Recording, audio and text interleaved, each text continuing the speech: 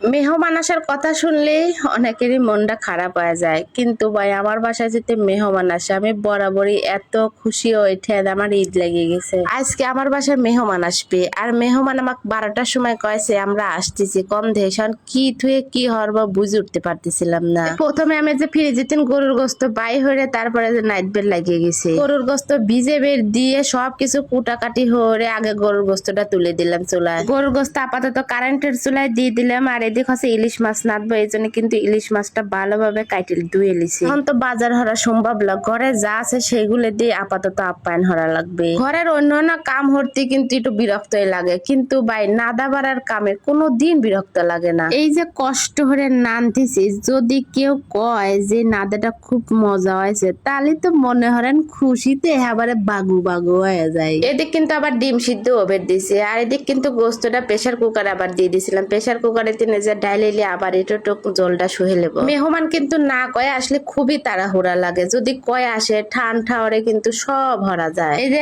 আবার কিন্তু বাগুন ভাজে লিখছি, আর বাগুন ভাজা কিন্তু পোলার সাথে খুবই ভালো লাগে। অনেকেই কিন্তু খায় না, আমার কাছে কিন্তু খুব ভালো লাগে। খালি কিন্তু বাগুন ভাজা, বাগুন ভাজার সাথে কিন্তু এই রকমের যদি পেঁয়াজ আর মরিচ ভাইজে দেওয়া যায়, তাহলে কিন্তু বাগুন ভাজা আরো স্বাদ লাগে। যাই হোক ভাই বোনেরা, তোমরা যদি কেউ আমার বাসায় আসো তাহলে অবশ্যই কিন্তু আগের দিন জানাবে, তাইলে বাজার ঘাট হরে সব কিছু রেডি হয়ে রাখবো, তারপরে ভালোভাবে নাইটে খাওয়া। হঠাৎ করে কলি পরে এই যে এইরকম হরে নাইটে বেড়ে খাওয়ানো হলে ঘরে যা থাকবে সেগুলি দিয়ে কিন্তু শেষ। যাই হোক এদিক কিন্তু আমি যে আবার ডিম ভাইজে লিছি, ডিমের কুরমা বানাবো। যেহেতু পোলোয়া নাদবো সেহেতু কিন্তু ডিমের কুরমাটা না বানালে কেবা হয় না। তো ঘরে ডিম ছিল, তো ভাবলাম যে ডিমের কুরমাটাও বানা দেই। ভাই এত তাড়াহুড়া লাগেছে যে তাড়াতাড়ি আমার নাইটে শেষ করা লাগবে মেহমান আসার আগে। ডিমের কুরমা বানানোর জন্য কিন্তু আমি ডিমটা বেশি কড়া হয়ে ভাজিনি, হালকা ভাজে লিছি। তারপরে গাছে পেঁয়াজ দিয়ে ভালোভাবে কিন্তু আমি এখন বেরেস্তা বানা লেবো। পেঁয়াজের বেরেস্তা হতে হতে এদিক কিন্তু আমি টক দই সব ময় মশলা দিয়ে কিন্তু একটা মশলা বানা নিলাম। ডিমের কুরমা আমার বাসায় ঘুরে গাড়া সবগুলোই কিন্তু পছন্দ হয়। ও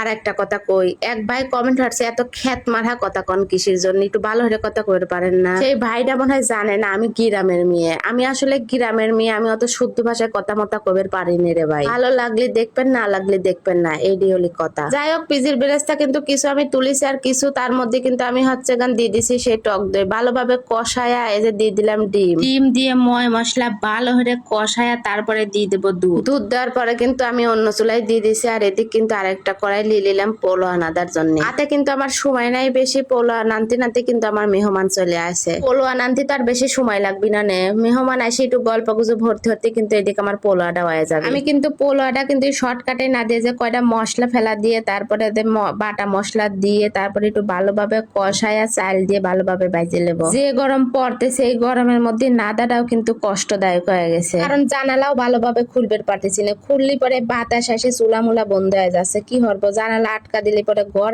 এমন গরম হয় মানে কি আর কব। যাই হোক নাদা বাড়ার পর্ব শেষ, এখানে যে ডাইনিং এ দিয়ে দিছি সব খাবার রেডি হয়ে, এখন সবাই খাবে। তো তাড়াহুড়ায় আমি কিন্তু বেশি কিছু নাচবের পারি নাই, কারণ অনেক ইচ্ছা থাকলেও কিন্তু সম্ভব হয় নাই। ঠিক মেহমান এসে করছে আপনি এত তাড়াতাড়ি এত কিছু নাচ দিলেন কেবা হরে। আপনারা তো দেখলেন এত তাড়াতাড়ি কেবা হরে নাচ দিলাম। যাই হোক খালি কিন্তু এইগুলো ছিল না, সাথে কিন্তু দইও ছিল। আজকের ভিডিওটা এই পর্যন্তই, সকলে ভালো থাকবেন, আল্লাহ হাফেজ।